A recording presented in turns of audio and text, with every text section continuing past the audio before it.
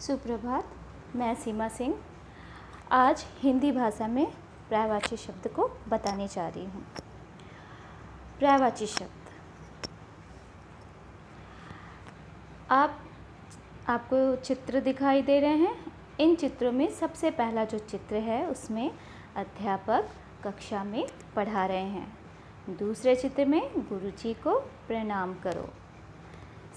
तीसरे चित्र में शिक्षकों का सदैव सम्मान करो।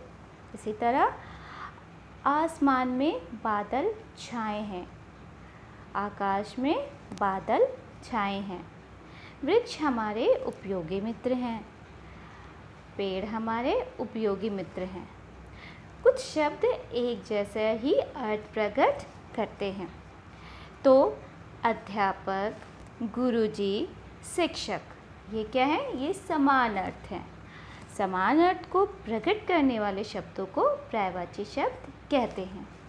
पर्यायवाची शब्द अर्थात समानार्थी शब्द। देखिए, इस माइंड मैप के द्वारा आपको समझ आएगा पर्यायवाची शब्द।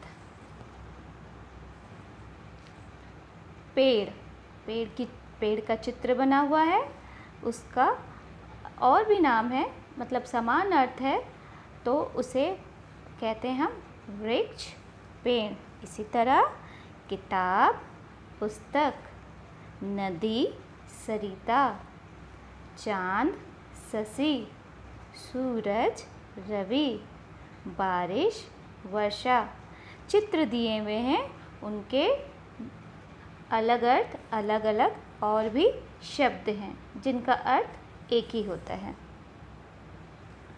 कुछ मूल शब्द जिनके पर्यायवाची शब्द हम जानते हैं। आगे की ओर चलते हैं।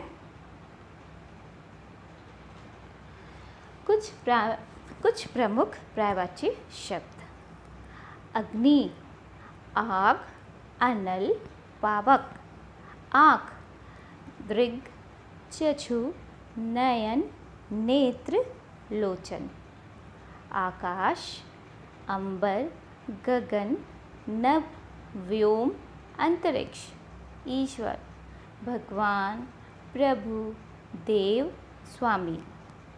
कमल, पंकज, पद्म, जलज, राजीव। किनारा का कूल, तट, कगार।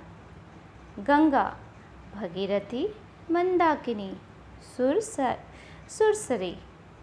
घर का गे, गृह, आवास, आलय। घोड़ा, अश्व, तुरंग, बाजी, है, घोटक। चंद्रमा, चांद, चंद्र, हिंदू, राकेश, शशि। कुछ और प्रमुख पर्यायवाची शब्द देखते हैं। जंगल, वन, कानन, विपिन, अरण्य।